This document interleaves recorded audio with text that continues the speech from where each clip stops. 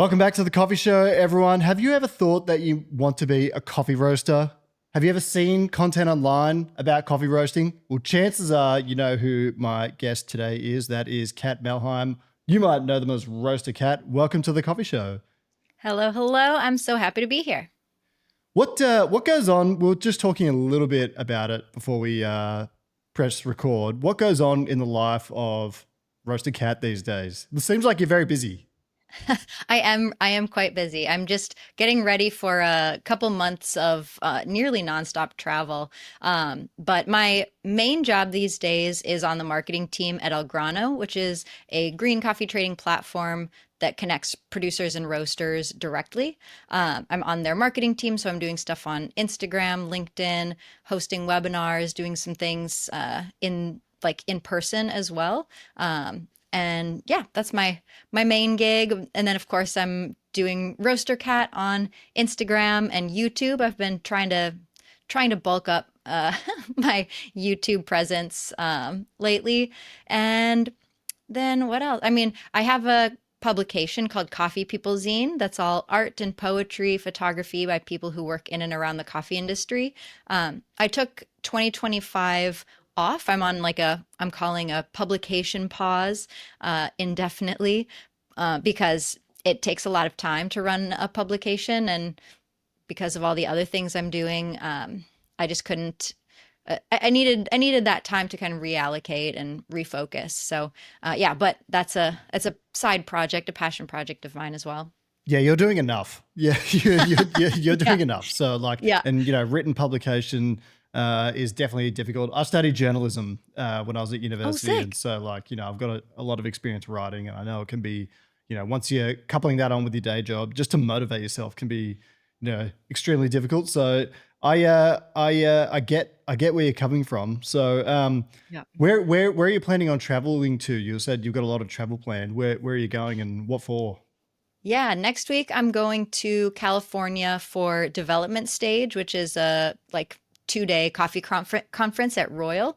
And then I'm going from there to Germany actually for that's a vacation thing. So that'll be with my fiance as it's a family reunion for her family. Hmm. But we'll be in Berlin and Dresden, and I'm sure that I'll do some coffee crawling and hang out with coffee friends there. Then I'm back home for a couple days, and then I'm going to Minneapolis for Level Up, which Hmm. is a barista boot camp that I'm on the kind of founding board for. This is the first year we're doing it, and it's an entire weekend of classes and courses designed for baristas to further their career. So a lot of the bulk of that will revolve around courses for like barista skills, but then there are also things about other kind of skills and growth and development in coffee. So I'll be co-leading a roasting course. Hmm. And then I'm off to Mexico for Women Powered Coffee Summit, Right. where I'll also be co-leading a roasting masterclass and then co-presenting about quality control and the importance of quality control for producers from the kind of like buyer side. And yeah, then I'm back to Minneapolis for my dad's birthday for a couple of days, and then I'll be back home in North Carolina, and then it's November already. So No, yeah, yeah, that's a fair bit. Well, that sounds exciting. Let's get into it. So, my yeah. first question to you was, why do you love coffee roasting so much? I it's like a feeling. I can't even hardly describe it. I mean, the thing that hooked me about coffee roasting in particular when I first started was the endless amount of learning and trying and testing and tweaking that you can do because every machine is different, every coffee is different. If you let different, parts of the roast go on for 30 more seconds, the coffee can taste wildly different. And so you really can never like arrive. It's all a pursuit, which I think is both beautiful and also kind of maddening at times. So Yeah, even the thing about coffee roasting is, I just think it would. it requires so much attention to detail to really like there's coffee roasting and then there's coffee roasting extremely well. And it's almost like there's a harm minimization approach. Like how can you do Totally. the least worst job of roasting a coffee kind of seems like the logic for me. Is Oh, there somewhat truth to that?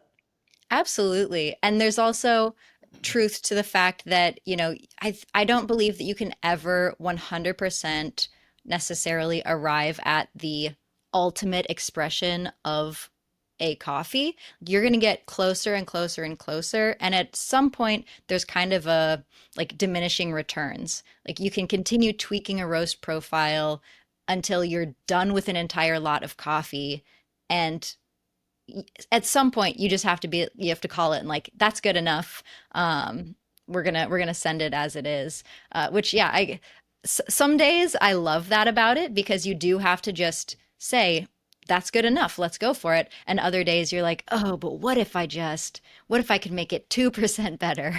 Yeah, and but like that's what I appreciate about some coffee roasters so much, where they do really go to extra effort to make things good. And one good example this year was in Australia. There's a coffee roaster called Seven Seeds, and every year they release a coffee from Finca Takesi in Bolivia. And to me, Finca Takesi is like it's one of I anticipate that release of coffee every year, Yeah. and I buy it no matter what, no matter how much it costs, I buy it. And this year, I was speaking to one of the guys that roasts for them, I believe, and he was saying, "Oh, we weren't actually really happy with the first roast, and mind you, they get very little amounts of this coffee. So we tweaked it again just to see how it would go, and we released that second lot, and it was so good. Like it was top five coffee of my life so far. Like, and Wow. it just goes to show, like, when people do make that effort to go that extra bit further, and it probably costs them a little bit of money. It's like, I don't care, put the price up to $100 a bag. Like it's worth it. Yeah. Because yeah, it was just like that hit. So I can really appreciate when people go to that extra effort. For sure. Yeah. And I think the difficult thing about being a roaster, both conceptually but also in practice, is knowing when to take those extra steps and tweak a little bit more and when to kind of fall back and be like, all right, we're good to go. Let's send it. And I think really that's kind of where green buying and having really solid sourcing comes in. Um, is when you know what the coffee is capable of, and sample roasting and cupping and where your palate really matters, because if you can sample roast it, know where that coffee is at, if you're not hitting it in production, then you know to go back and check. um, Mm. yeah, but it's a never ending, somewhat futile. Yeah, I can imagine. But we'll get into more of that in a bit. So, Yeah, if yeah. someone wanted to, one thing I think a lot of people would gather from your content and listening to this podcast with you is that perhaps someone's looking to start their coffee roasting journey. So, if with all your experience coffee roasting now, the good thing about experience is you can advise someone somewhat on what to do and what not to do. So if someone was looking to start to learning to roast coffee, where would you start? Yeah, I get this question all the time on Instagram and in real life because I think, yeah, a lot of people don't know where to start. And I think that's because there are so many different places to start learning how to coffee roast. And to me, the important thing is figuring out before you really start, what is your goal? Like, do you want to learn because you're a barista and you want to understand the coffee better? Do you want to learn because you want to be a production roaster and you want that to be your 40-hour a week day job? Do you want to learn to roast because you want to have something to give to your friends at Christmas time? Each of those goals, each of those end goals, I think necessitates a different start into coffee. Because if you want to learn how to do it just for fun, then I say buy a super like small machine. You can buy a under $50 popcorn popper air roaster and just start kind of playing around. Or if you want to spend a couple $1,000s, there are sample roasters or like smaller home roasters that you can buy.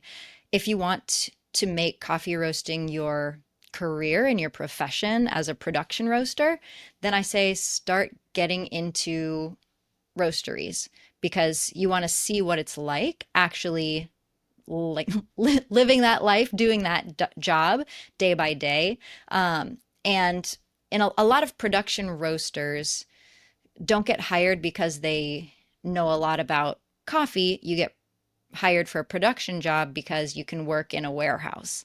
Mm. And they're kind of different skill sets. There's definitely overlap, and we're all roasting coffee at the end of the day, but it's yeah, the skill set that it takes to roast at home on your stovetop is different than the skill set it takes to operate a 70-kilo machine for 10 hours a day. Yeah, and I think one, I guess, misconception or fear for probably people looking to enter that career path is that it's extremely hard to get into. And I think something you just said there was really telling. It's that, employers for that kind of job, they're not really looking for someone with exceptional coffee knowledge as a barista. They're looking for people that can do the job reliably. Like it's almost like you're learning a completely new job, even though it's in the coffee supply chain. Um, Totally. so if you're a production roaster first year, um, obviously you're managing sort of profiles that other people have set at the beginning, and Mhm. then where are you learning to kind of where are you learning what you're actually doing? I mean, most of it is really on the job training because every machine is so different and how to operate the machine is different. I think different roasters have unique approaches and unique philosophies on how they want the coffee roasted. So if you're a production roaster, really your job is to roast the coffee like your boss tells you to. Your job isn't to have opinions about how it should be done. In some places, I think there's a lot more of a feedback loop, and some places you have more freedom and flexibility. But yeah, most of it's on the job, learning that particular machine. I mean, there are different courses. I know Ann Cooper in Australia Hmm. does roasting courses. If you're over in Australia, in the U.S., I mean there are various like roasting training programs, but really at the end of the day, getting time on the machine and repetitions in on your equipment is what's gonna push you further and get you to understand more. Yeah. I think that's like very true of a lot of jobs too. Like coffee roasting is no different. Like getting reps on the job. Same with being a barista. You don't learn to pour latte art by just watching a tutorial and trying it at work the next day. You need to practice. You need to get the experience, get the reps, and that's I think something I didn't really understand about coffee roasting until I kind of started doing podcasts like these, going and visiting other people's roasteries, talking to coffee roasters, going through competition a little bit as well. Like it's all really interesting. But um, why is coffee roasting so important in the coffee roasting supply chain? And if I can preface this with like, it's almost like you're unlocking everything for everyone. Is there Hmm. truth to that? Absolutely. Yeah. I think there's a kind of a practical aspect and then kind of more like conceptual global aspect. And so the practical aspect is most people in the world drink coffee that's roasted. I know some people have, green coffee extract, this or that, but most of the compounds that we like in coffee are not accessible or even created until the coffee is roasted. So it needs to be roasted for those chemical and physical reactions to happen so that the tasty bits are available for us to grab, to extract with water. Um, that's why it's important. But then, kind of on a global scale, and something that's important to me is being I haven't figured out a better word or a better way to put this, but being like a good actor in the global supply chain. There are farmers and producers all around the world who rely on coffee for their livelihoods. And if we as roasters don't buy it, then they don't have anywhere to sell their product.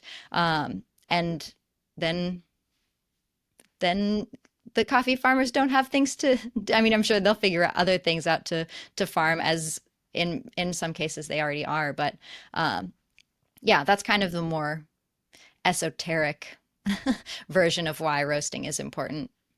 Yeah, and I guess, and to like, I mean, a good sort of juxtaposition or contrast to me is wine. Whereas wine, like, a lot of the processing is done, at the vineyard, and then, you preserve it, crack the bottle, there you go. Um, and that's not to trivialize that. There's a lot of professionalism in wine that we don't have in coffee. But you compare it with coffee, where you've got the producer side. There's a lot less infrastructure, I would say, at coffee farms than there is at wine vineyards.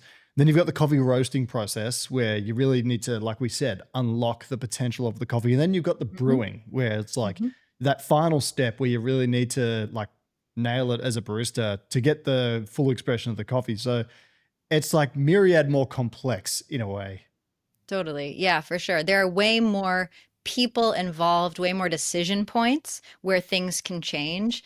And this is something that I've been musing over lately. Like, if you had 100% to put into the different buckets, and the buckets are, and this is like 100% of where flavor comes from. And I'd be interested to know your answer to this question.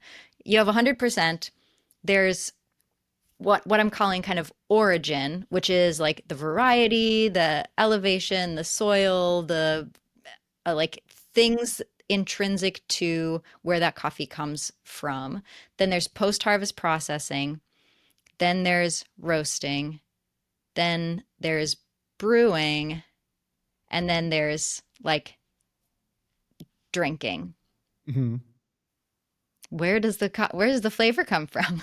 Well, let's frame it like this. Let's call it a pie, right? Let's Yeah, get a yeah, pie. Let's get a pie graph going here, and let's allocate. I'll do it and you do it, and let's yeah. allocate a percentage of importance. So there's four factors there. I think you just mentioned.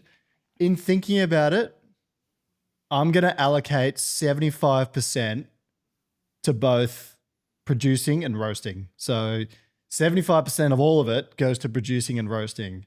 And I'll probably put 40% to producing, Hmm. because Hmm. I just don't think it's possible to have good coffee without it being grown well, or without it even being good coffee. Like, it's hard to deliver a good flavor experience. For But then sure. you've got to unlock it. And this Hmm. is such a big part. And I'm going to put that 35% there on roasting. So that's 75% gone there. And then I'm going to give 20% to the barista, because like, you're very important, but there's only so much you really have to do. Like, if you calibrate everything well, there's only so much you really have to do. And that's someone who works as a barista most of my life. Yeah, And then yeah. 5%, on the drinking itself. Like, do you put it in the right vessel? Do you drink it at the right temperature? Do you Serve it in the right colored cup.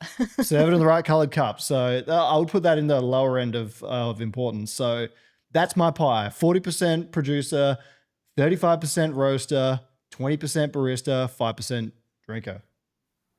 I think that's a pretty fair assessment. Um, I think when I've made this in the past, I've separated the the growing and the processing. So Uh-huh. I've I've allocated, I think what I've said, I'm still figuring this out. And I think different coffees have, different proportions. But and of course, if you mess it up at any one place, you mess it up everywhere. But in my mind, it's 30% origin stuff, 40% processing. I'm at 70%. Mm-hmm. 20% roasting, and then 10% the other stuff. What's Okay. it? Drink, All right. brewing and drinking. Yep. And I think this is a really interesting conversation to have. And if you're listening, engage with us, leave a comment on Yeah, this, let and, us know. let us know what you think. And it's, let's, recently I interviewed Rachel Peterson from Hacienda La Esmeralda about the coffee that just, sold for $30,000. Congrats to them. Congrats to them. Um, and I got to try it, and it was really exceptional. And you try it, and you're just like, damn, like it was flawless. Like there was not one thing wrong with it. And I got it roasted by Jerome from Nucleus. So Oh yeah, yeah. I think I saw and the video of him roasting it on the link. yeah, and he's one of the best roasters of small batch coffee in the world. So, if you've got like a very small amount of coffee and you need it roasted by the big guns, I'd call Jerome Rosler from Nucleus Coffee. But you know, so much of what they explain to me, because they're not really process heavy producers, in my opinion. They very much take what the terroir gives to them, and that's one of the reasons why they've done that throughout their whole coffee growing sort of careers, Hmm. lifetime, and it was just exceptional. Like the growing is so important, the conditions, and if we compare that with wine, like that's kind of like, you know, so much of wine is vintages and remembering what certain harvests taste like, and that's this coffees like that will forever be remembered. So I Mm, totally agree on the growing end. that's super cool. Nice. Cool insight. Um, I just want to give a quick moment as well to we lost someone exceptional in the coffee industry last week, Justin Berterman from Longboard Coffee, and again, you talk about vintages and legacy. Like that guy, he gave the coffee industry so much, and I was so sad to hear of his passing because he's such a Hmm. legend, and the coffee he Hmm. grows is among the best in the world. So, uh, you know, it's an incredible loss for the coffee industry. There's no sugarcoating it. Like it's just a loss, Yeah. and I feel really sorry for his family, and I hope they can kind of recover. I don't really know what that means for the future of the farm, but that was a huge, serious loss. His coffee was unbelievable, still is, and if you get to drink some Longboard coffee, here that's the name of the coffee brand. Then you had the two farms, Misty Mountain and Windy Ridge. So if you get to Hmm. drink those coffees, they're exceptional. They're absolutely exceptional. Did you know Justin at all? I didn't know, but I've definitely had his coffee and know Longboard as the legendary producers that they are. So yeah, it's yeah, I know a lot of friends also, a lot of my friends were posting about his passing. So Mm. yeah, condolences to anyone who knew him, and we can wait to see how his family carries on. Yeah, no, and I think the coffee industry will gather around them, and it's such a shame because they're having their first. I mean, obviously he was dealing with an illness, but they've got their auction coming up next month, and so Mm, if you're thinking about buying, if there's any Julith coffees out there, and you're thinking about buying coffee, drop 50K per kilo on that. Support the family. It's they're set some I new don't know. records. Yeah, I don't know how that's going to turn out for them, but the coffee's exceptional, and we lost a legend. So, but anyway, Yeah, we yeah. must carry on. So, why does experience matter so much in coffee roasting for you? Hmm. Well, I think as we were saying before, you really have to get the reps in order to understand what happens. Um, I think at the end of the day, roasting isn't a theoretical process. We can have theories about it, we can have ideas about it, but at the end of the day, it's something physical that we drink, that we actually interact with in the physical realm. So having physical experience and getting those reps in is the only way to really learn what happens and learn how. I like to say that in coffee roasting, there are kind of three things that we really need to know. One is the green coffee, the next is the machine, and the third is your palate, how to taste it, how to evaluate. And so you can't get reps on a machine that you're not on. You can't learn a coffee that you're not interacting with, and you can't develop your palate if you're not tasting things. Um, yeah, Do you so I do you think that's do what. you develop a lot of familiarity with a certain roaster if you work on it for so long? It's like, well, I work on a lowering 5 kilo or whatever. And so you ended up just becoming so attuned to that and making changes on that that you just develop so much familiarity with it. Yeah, I think so. And each machine can even like same model can be different in different locations, especially, in roasting, we're lighting a fire. Sometimes that's natural gas, sometimes it's not, and that can affect the way that the flame goes. The airflow is slightly different in every machine. Um, so sometimes, like I've had an experience where I learned how to roast on a 35 kilogram loring, and I tried to go to another one, but the one that I got experience on had like a booster attachment and the other one didn't. And so I got through like two roasts and I was like, why is this coffee not going fast? Why can I not, I'm using the same batch size, I'm using the same this, that, and the other thing, but it wasn't responding the same. What's a Um, booster attachment? Basically, it just makes the flame go faster, or that makes the heat go faster. It keeps the machine hotter, This basically. is this is probably a good segue into one question that I wanted to ask you, and Yep. that is like the differences between roasters. So, like, obviously there's drum roasters that rely hmm heavily on gas. There's other roasters that use like infrared heating. So, could you hmm explain to us like, a few of the different roasters that are let's give you a sort of parameter here, like 5 kilos or above. So we're not talking about home roasters and smaller ones. What are Sure, like sure. some of the differences between them and how they operate? Yeah, so they're in thermodynamics, the way that heat moves through things. There are three ways generally in coffee roasting where heat moves through things. One is conductive. That's when two things touch each other. If one is hotter than the other one, the heat moves because they're touching each other. Um, and for a long time in roasting, we thought that traditional drum roasters, which basically they have a burner, most of them have a burner on the bottom of a spinning drum. So it's basically like putting a rotisserie chicken over an open fire. It's just Mhm. like spinning and the heat is touching the drum. That drum is touching the beans and it's roasting them. For a long time, we thought that conduction was the main driver for heat transfer in drum roasters. But what we're finding is that convection, which is another form of heat transfer, that's where hot air touches stuff and makes it hot, um, is actually more pronounced in every roasting system than we thought previously.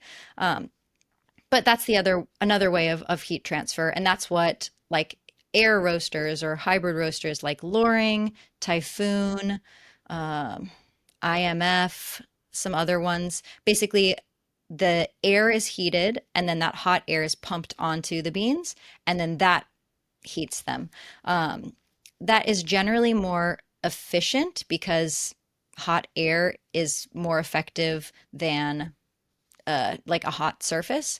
If you think about the difference between if you've ever had a steam burn versus like just touching the stove top, a steam burn can penetrate a lot deeper and can be way more severe because that's basically air. And it's water, but you know, uh, and that can cause a lot more damage than if you just like touch the surface of a hot stove for the same amount of time.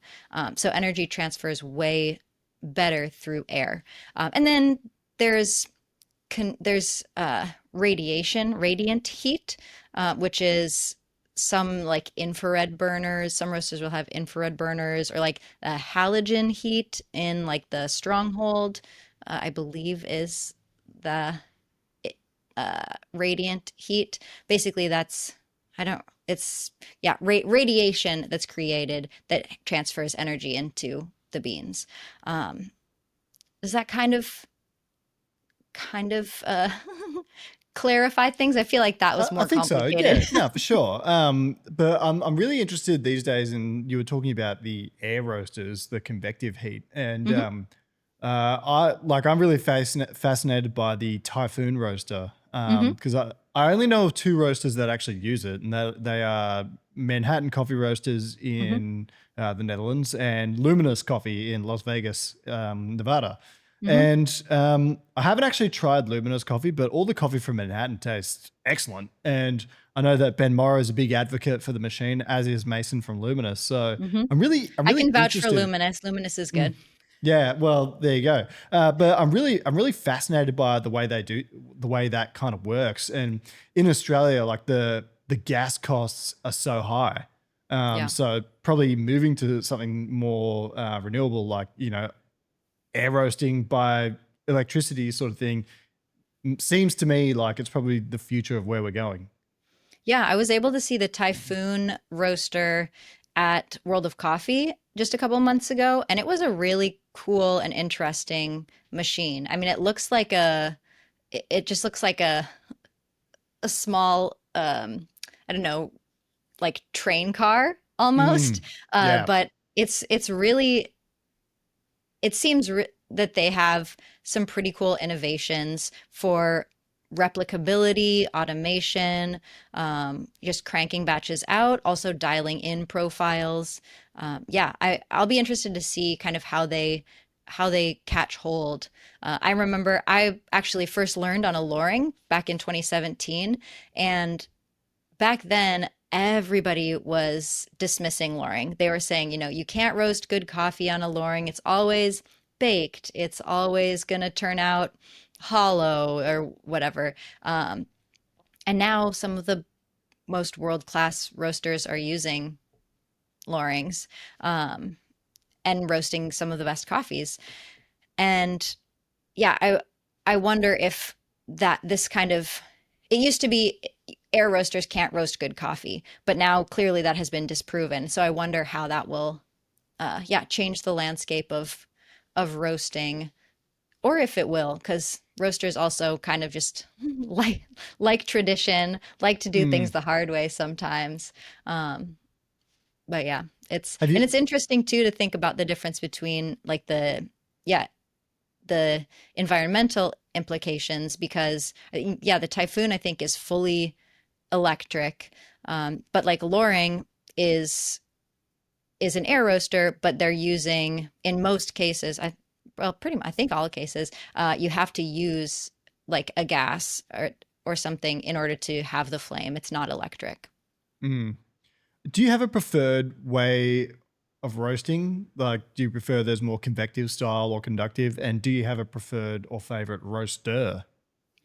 I mean, I Loring is near and dear to my heart, and I think always will be because it's what I learned on and what I have the most experience on. My most recent like production roasting job was at Black and White here in the United States, and they have three Loring machines, and I worked there for 3 years on all three machines. And that's yeah, that if I had to pick one, Loring is my one true love.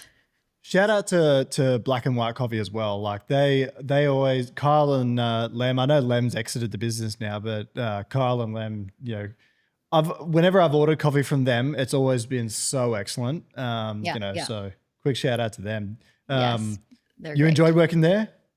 Yeah, yeah, I Mm, did.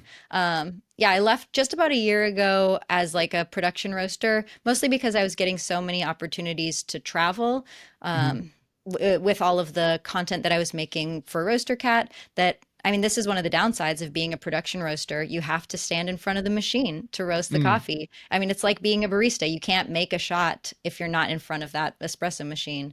And so I kind of, yeah, I had to make the decision to continue pursuing more like content creation and other opportunities that were taking me away from being in front of the machine. It's So a yeah. it's an interesting thing you brought up just there, like being fixed kind of to the coffee machine. Do you see a day in the not too distant future where that becomes less and less of a factor because of things like automation? Like, do you think we can automate roasting profiles, which would kind of make a lot of coffee roasting redundant? I think we can, and in some places they have. I th- Definitely the automation on roast profiling or profile roasting, I should say, like repeating the same roast over and over and over again is pretty much there and is being honed more and more all the time. The other thing is, I mean, somebody has to be there to open the bags and put the green coffee in. Of course, you can automate that too, to a certain extent. If you get that requires an investment of a whole different set of infrastructure, um, or just have somebody else just like loading the coffee. I mean, I have also heard of a couple of different roasting manufacturers developing software for profile roasting. So basically, you could tell the machine, I want this coffee to come out at this color track reading, because the most, I guess, recent, up to date information or science, I guess, we have right now is that most of coffee's flavor is correlated by the color reading.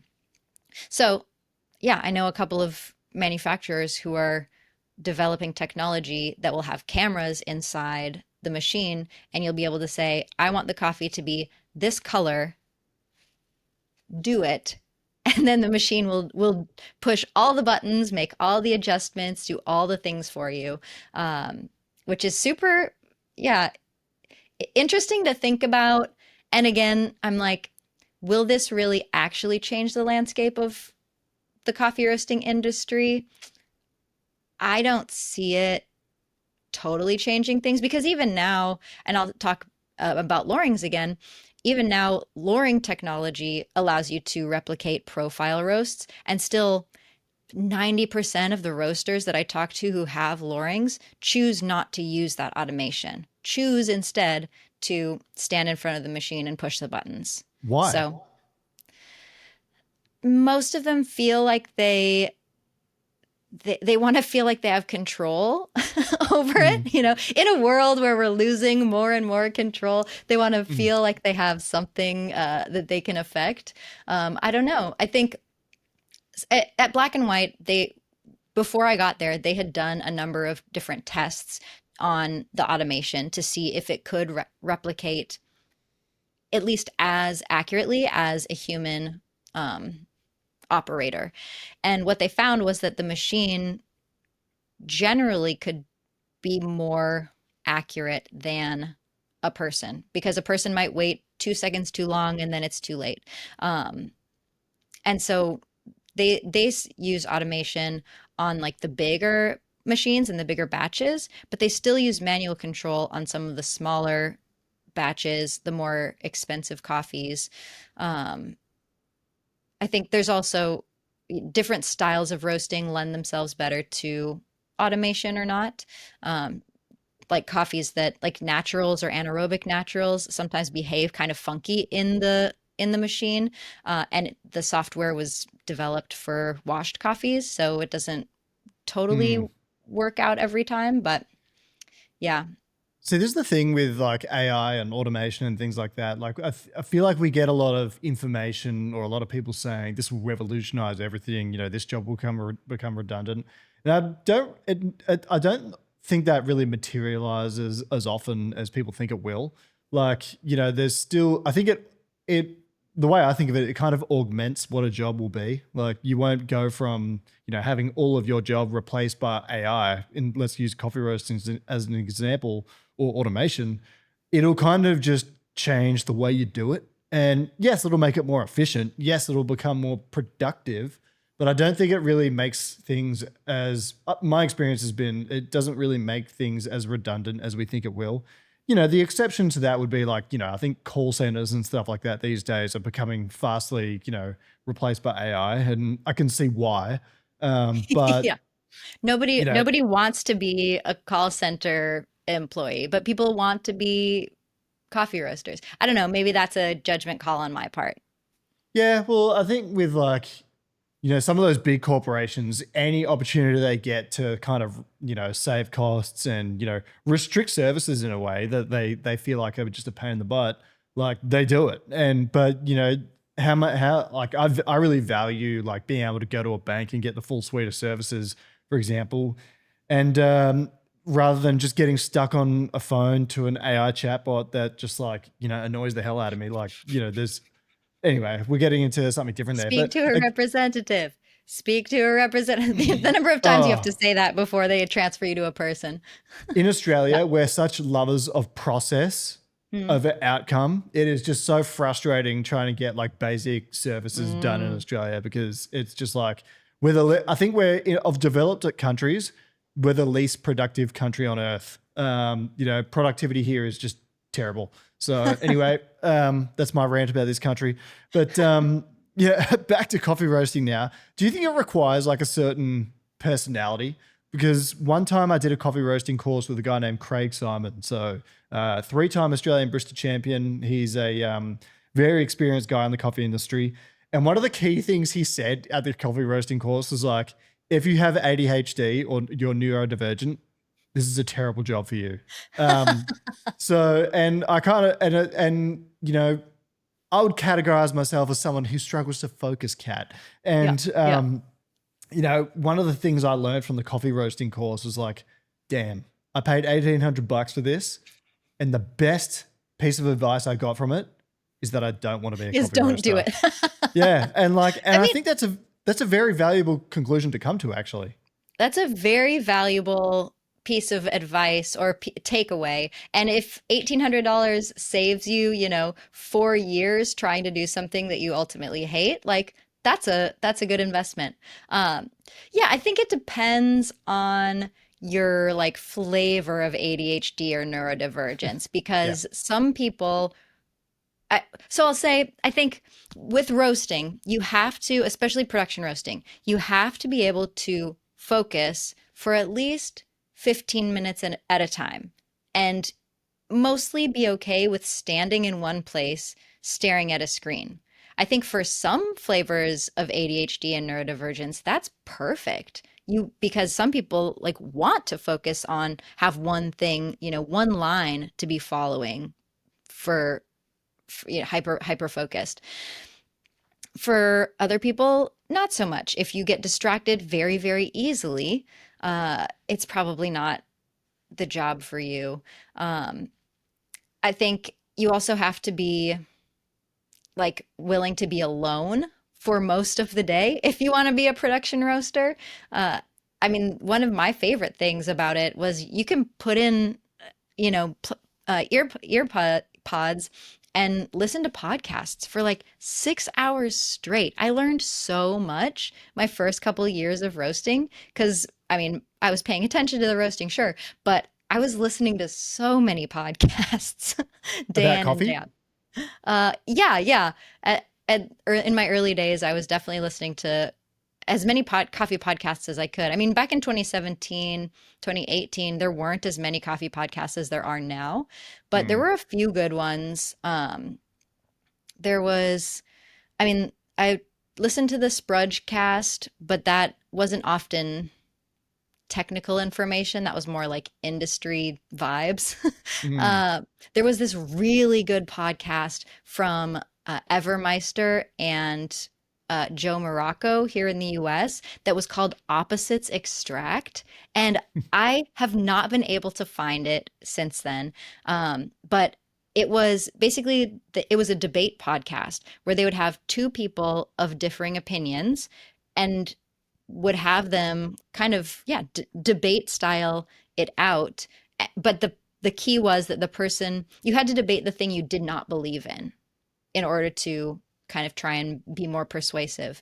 So they would do things like, I can't, what were some of the things? I haven't been able to find, it's not on the podcast streaming platforms anymore. But they would do things like, is a barista job or roaster job more important? Should we do anaerobic naturals or should we keep coffee washed, Mm. and stuff like that? And it was like hot takes, and they were like respectfully and thoughtfully debating these things that I mean we still argue about in the coffee Just industry sp- 9 years later. speaking of hot takes, I've got one for you, right? Yeah. So relating to like coffee roasters and what makes a good coffee roaster, but if your coffee roaster doesn't have one of the three things I'm about to mention, don't want to hear it. Don't want it. Give it to me. If your coffee roaster doesn't have tattoos, if they don't have some sort of neurodivergence, or if they're not on SSRIs, I don't want it. I don't want it. They've got to be. They've got to fit one of those three criteria. Like if your coffee roaster has one of those three things, they get the tick of approval.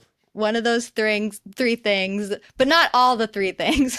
Yeah, no, all the three things. I don't know if I want that, but like, yeah, they've got to have one. They've got to have one. So 100%. I just noticed you put your hand up there. So you've got tattoos, right? So definitely have you tattoos. qualify, and it doesn't have to be much. It can just be like a little one. I've got a small itty bitty one here. Oh, so, there you go. You qualify too.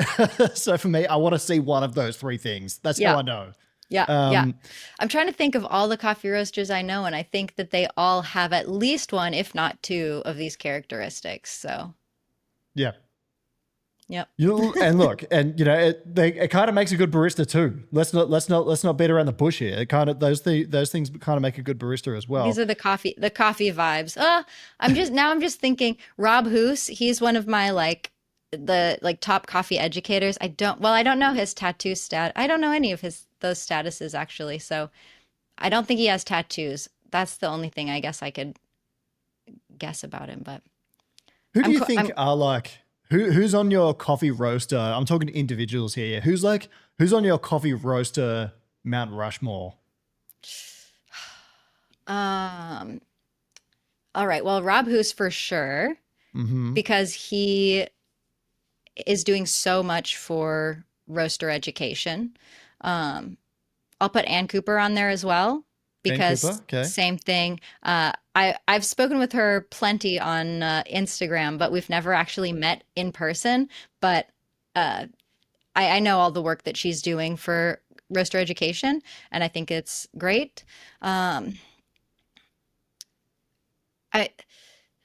I count George Howell in this list? He's more like a roastery. He's more a business person and green buyer than like a production roaster. But George Howell is definitely on the top of my list. And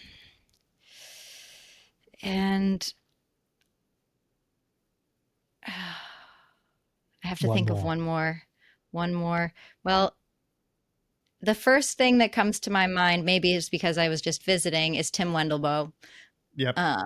I really admire his approach and his kind of unwavering pursuit of his ideals. And I think, I'll put him up there as well. Well, he's a legend as well. And yeah, I was watching your video that you did with him where he kind of has his he's adjusted his grading system for how they roast coffee, which I found really fascinating. So if you're listening to this, you should consider watching Kat's content with Tim Wendelboe.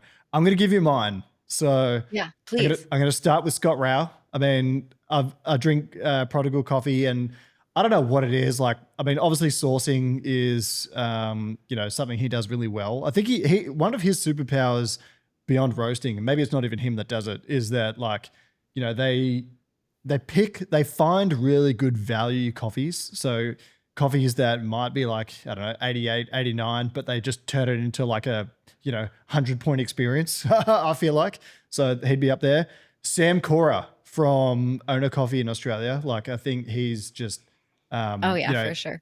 He's roasted for World Barista Champions. I think he kind of changed the game for coffee roasting in Australia, if you ask me, because they were one of the first roasters in Australia to kind of focus on doing a different profile for each discipline. So milk, espresso, and filter.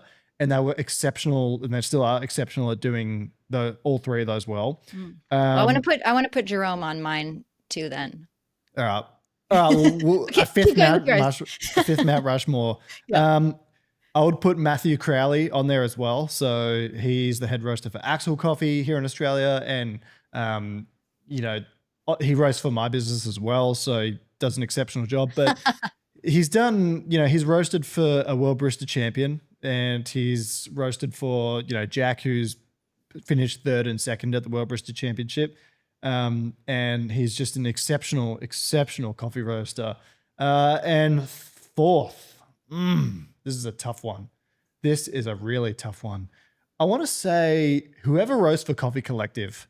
I just think, I don't know who it is, but like that, just for filter coffee, like there's not really a roaster that does it much better. And you talk about, again, people that businesses that have these repeatable repeating patterns of buying, so they have the Hmm. same, they buy from the same farms each year. If you see someone that buy, like a coffee roaster that buys from the same coffee farm each year, that is a massive green flag. Absolutely, And for sure. so that's my coffee roaster Mount Rushmore. That's a solid Mount Rushmore. Do you in Australia, do you get a lot of coffees from like Europe and the United States? And like, are you able to get coffees from all over the world? Oh yeah, I think Europe's a big popular one. I think there's Mm. just that kind of appeal for that light roast Scandinavian style coffee. So you see a lot of, I think I see a lot of April coffee here. I see a lot of there's this one called DAC coffee roasters here. Yeah. I think they're Yeah. in the Netherlands. Then I see a lot of uh, Manhattan, Hmm. and yeah, heaps of Coffee Collective as well. So Yeah. yeah, they're all very popular here. Less US, I must know. Although Say Coffee they get a lot of love in Australia. They're kind Say of in that Coffee, same like light roast family as all the folks you already mentioned, I think. yeah, no, 100%. And speaking of which, what's something I mentioned in there? Are you an advocate for having a different roast profile for filter, espresso, and milk? For me, I'm an advocate for doing whatever works for you and your palate and your customer base. In the US, we don't have a lot of people doing different roasts, like filter and espresso roasts. And I've never actually worked somewhere where they have done different roasts for filter versus espresso. I've toured places that have, and I've drank coffee that was roasted for one or the other. Um, at the end of the day, I'm an advocate for, I'm not going to say no absolutes in coffee because that's an absolute in and of itself, but I'm an advocate for do what works for your purposes. So to that end, I think I was going to ask next about omni roasting, and I think that some people think omni roasting's bad, whereas I think like actually if you put effort into it, you can do it quite well. Hmm. For me, it usually means you've got a more light roasted espresso and somewhat developed filter. And I Hmm. think the best example I've tried of this is probably someone like Rubens Gardelli, so the Gardelli coffee roasters in Italy. I think that's probably the best omni roast I've tried. Hmm. But like it can be done well. Oh yeah, for sure. And I think that the key there is less in the roast itself and more in the QC afterwards. Like if you're gonna do an omni roast, which means one roast that can be brewed on filter or espresso, you want to make sure, especially if you have cafes, that your cafes are dialing in their parameters for that espresso to make it not taste under extracted and the filter to make it not taste too dark. Um, yeah, I think there are a lot of roasters I see who are really only cupping their coffees and they're not Mm. tasting them in the way that a customer might taste them. And I think that that's really, if one thing in roasting or like one piece of advice I would give to roasters is make sure you're tasting your coffee in the way that your customers are likely going to. That's an interesting point. And I'm familiar with a few. There's a business up in Sydney. So I'm in Melbourne. There's a business in Sydney called DeLuca Coffee Roasters, and they're really, really good. But they have their roasters actually work on their espresso bar. So it's like mandatory. So, but it's actually a really interesting way of Yeah, keeping everything of a high quality, and they probably make some of the best coffee in Australia, to be honest. that's And awesome. it kind of shows, and I like that ideal of having your roasters, you know, understand what's happening on the other end. Oh, totally. I think one of my favorite positions was when at my first roasting job, I started in the company as a barista and then kind of worked my way into the roastery. And at one point, for a beautiful, like 9 month spread, I was doing 2.5 days in the roastery and 2.5 days in the cafe. And that was my absolute favorite split because I got to have, I mean, as we were talking about earlier, what's a personality traits that make a good roaster? Like I loved my alone time. I loved my podcasting time. But Hmm. then 40 hours a week of that can get kind of dull. So then I Mm. also got my like talking to people, my, chatting with regulars, my having time with my coworkers. Um, and then also you got to see direct results of the roasts you did and how, not just how it was tasting on bar, but how customers were experiencing it. Like the feeling of, pulling a shot that you roasted last week and having a customer say, "This is so delicious," and like raving about it. Like that was so rewarding to me.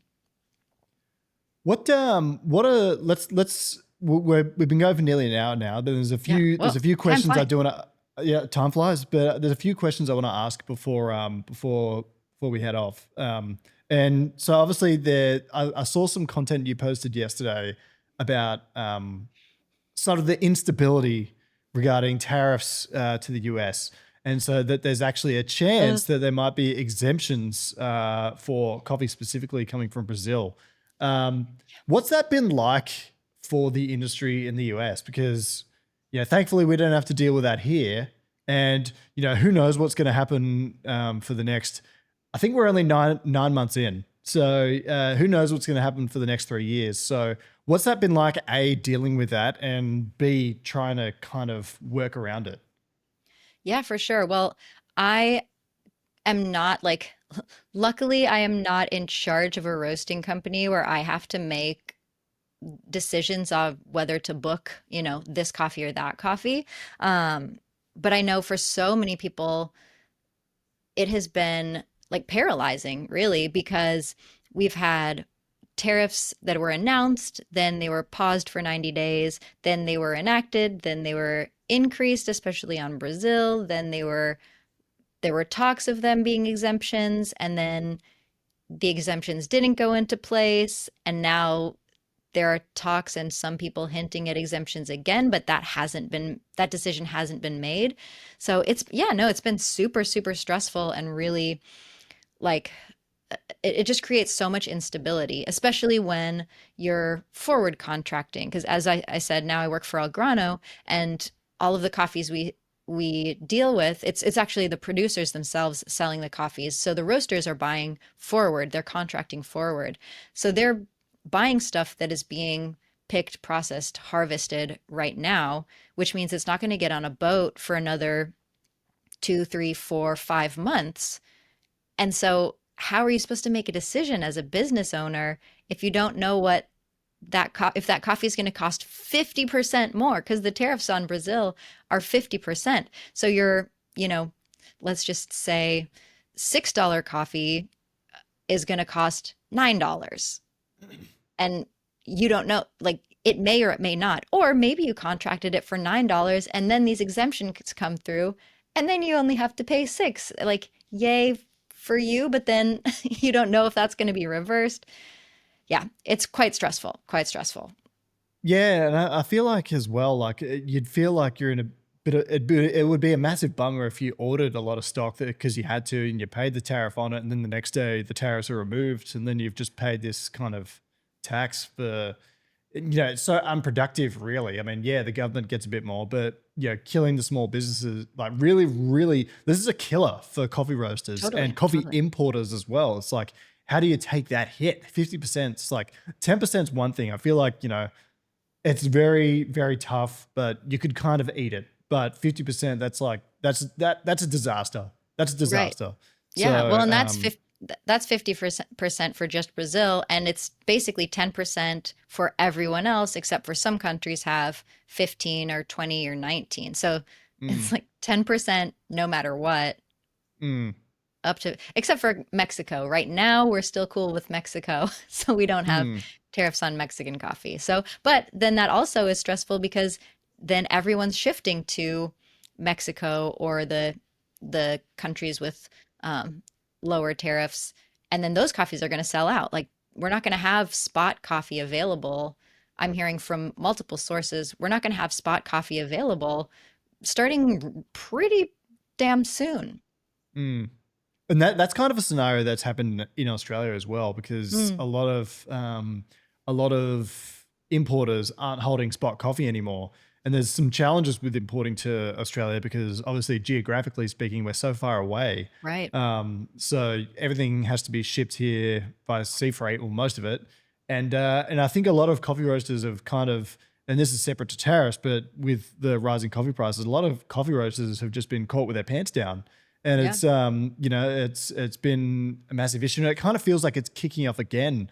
The sea price is just bubbling away and increasing. So yeah, these are very turbulent times for the coffee industry, I must say. But it kind of also reminds me just how resilient this industry is. Like it always has some sort of existential crisis that it seems to be dealing with, but keeps on going. Like, and that's something I really want to impart on people that listen to this. It's like, well, man, yeah, it's been tough, but just like give yourself a pat on the back. We've lasted this long. Like, coffee is so resilient to me.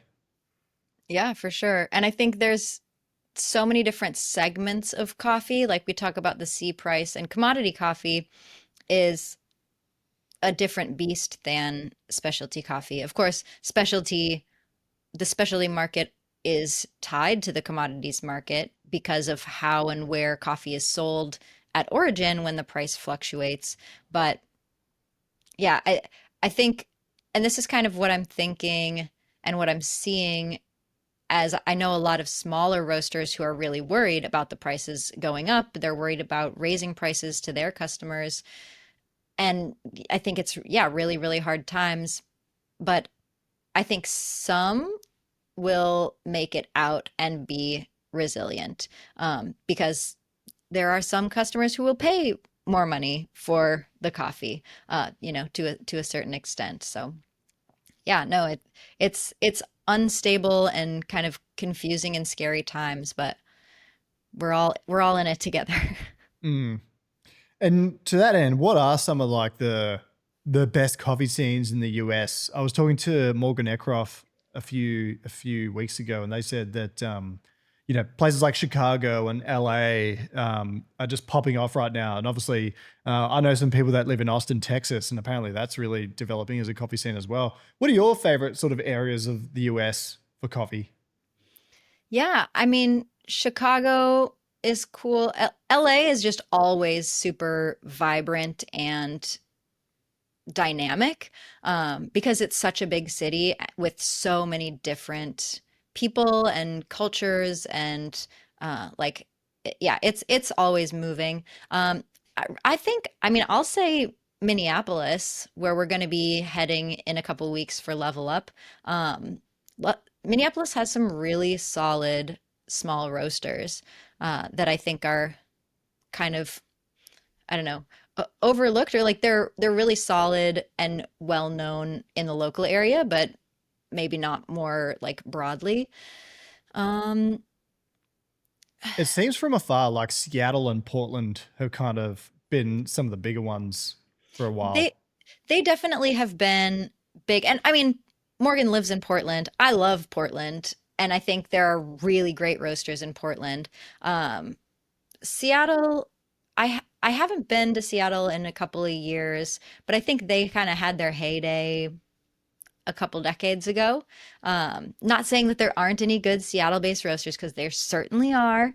I think the scene isn't as it's not evolving as quickly as in other cities. Austin, Texas, for sure. I went there. I was hanging out there a lot before the pandemic, and they had some really cool shops doing unique things. I mean, Denver, Colorado, I would Mm. say. I lived in Denver for like 8 years. So Denver is close to my heart, but there are really solid roasters in Denver. Sweet Bloom, Huckleberry, Queen City. Where else did I like? Yeah, Little I'm Owl.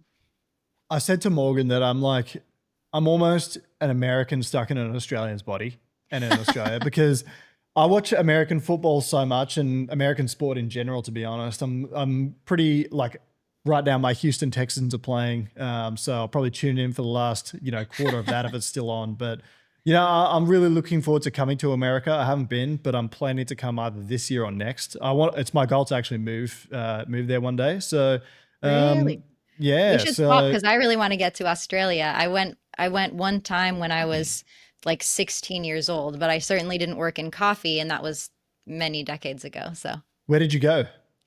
went to Sydney for a little while and Foster Yep. Yep. I know because we Foster. had some family friends there. Mhm. And then we kind of just drove around. Yep. I would advocate that if you're coming to Australia, anyone listening is coming to Australia, definitely hit up Sydney. Don't spend like you need 1 or 2 days there at most. I feel like come to Melbourne, 3 or 4 I days definitely want here. to go to Melbourne. Melbourne. There's a lot to do here, but honestly, underrated is Perth. Perth is on in Western Australia, so Australia's massive. So you go Right. over to Perth.